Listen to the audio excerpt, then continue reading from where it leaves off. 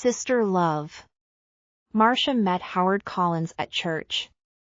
Marcia was 35 years old, Howard was 41.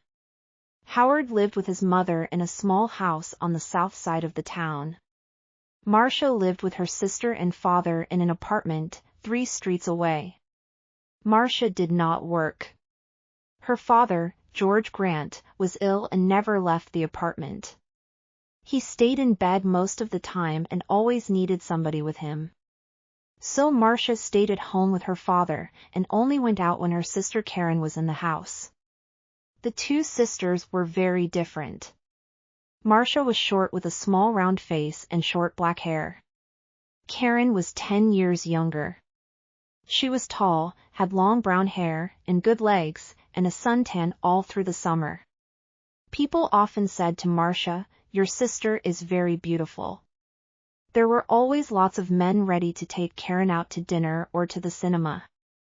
But Marcia stayed at home. Karin worked in a shop in the town. When she was at home, she liked to sit up on the roof garden of their apartment building. It was one Sunday in May when Marcia came home with Howard the first time. She took him to see her father. George Grant was in bed.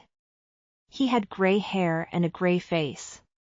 Sometimes he read a book, but mostly he just sat in bed and watched television. "This is Howard, Father," Marcia said. "He works at the hospital, and we met at church. I told you about him last week. Do you remember?" "No," her father said.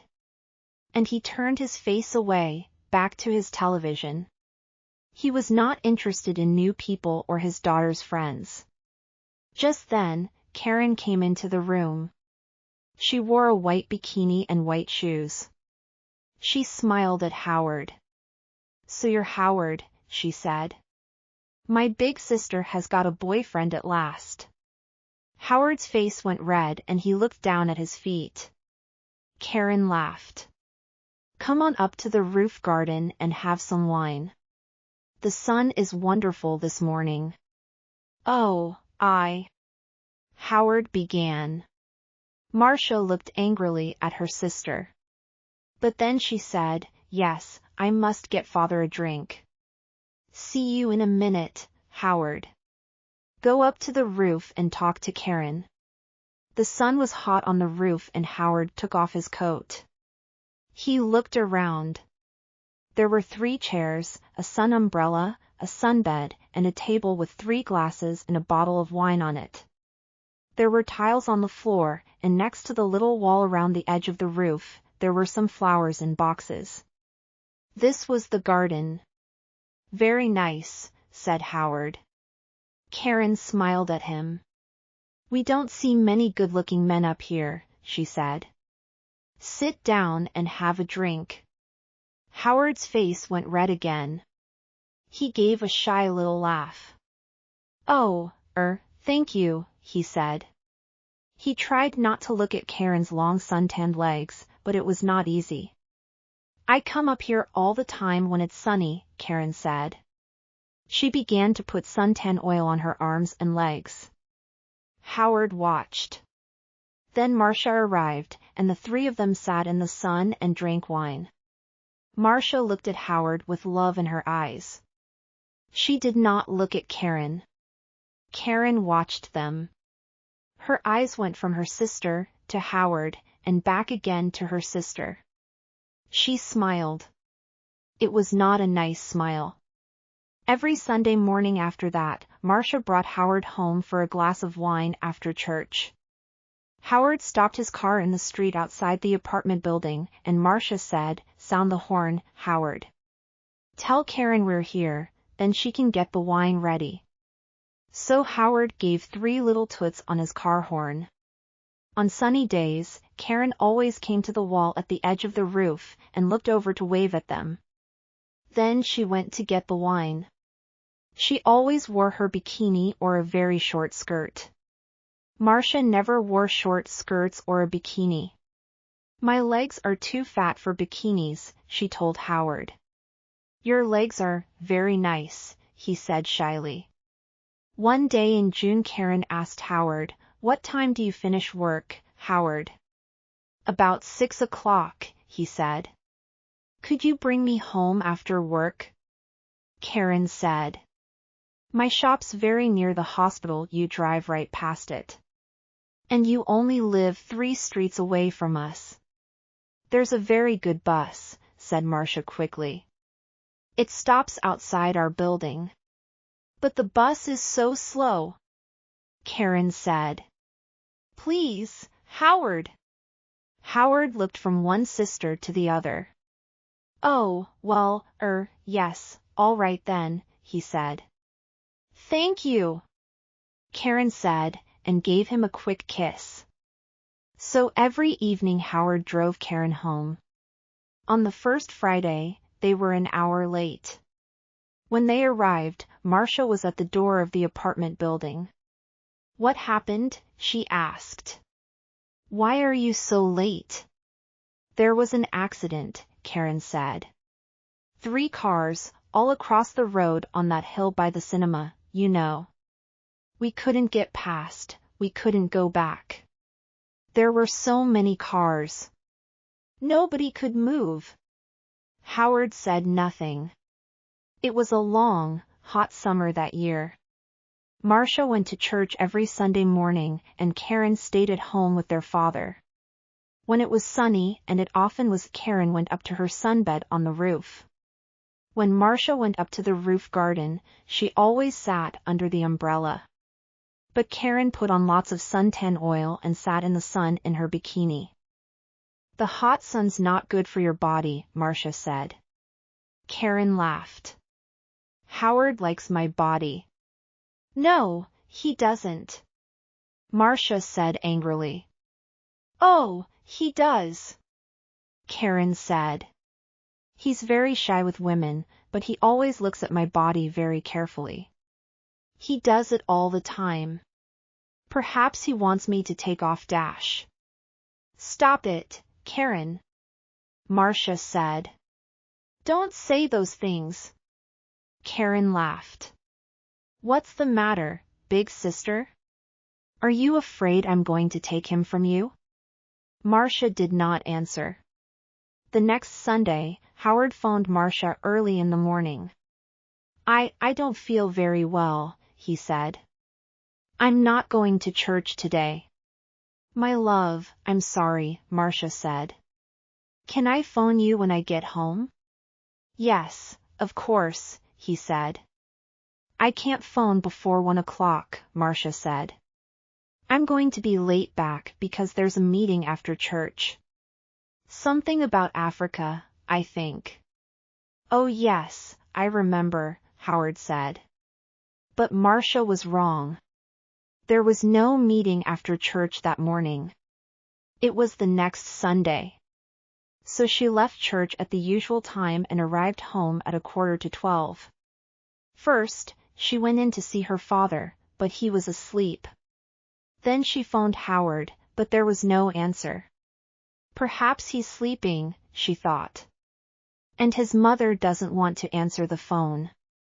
She went to her room and put on a long summer skirt. Then she went up to the roof garden. She put her hand on the door to the roof, and stopped. The door was half open and she could hear voices. There was someone with Karin. A man. Howard. Howard? Marcia listened.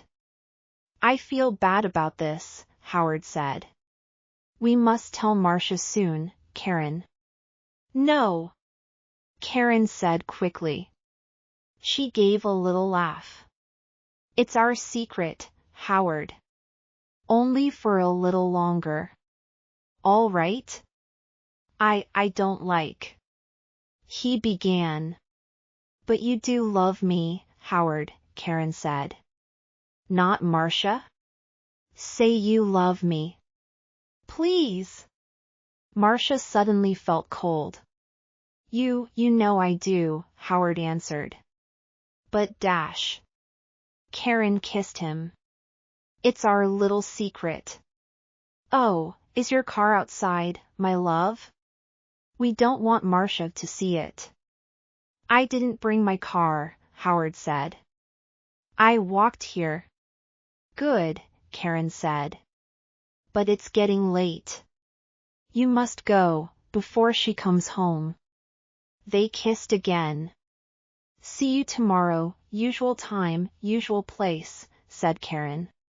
Now, go. Marcia moved quickly and quietly away from the roof door and ran to her bedroom.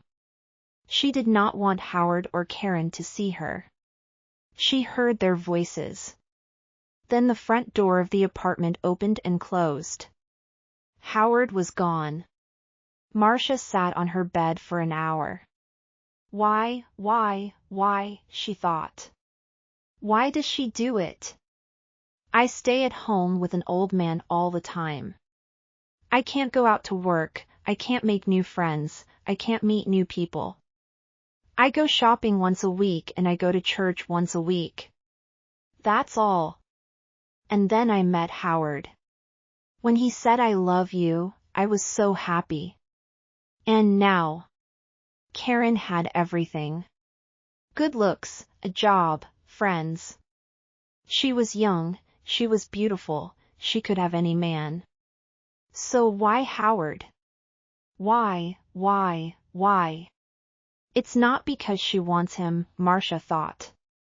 It's because I love him. It's because she doesn't want me to be happy. But you do love me, Howard. Not Marcia?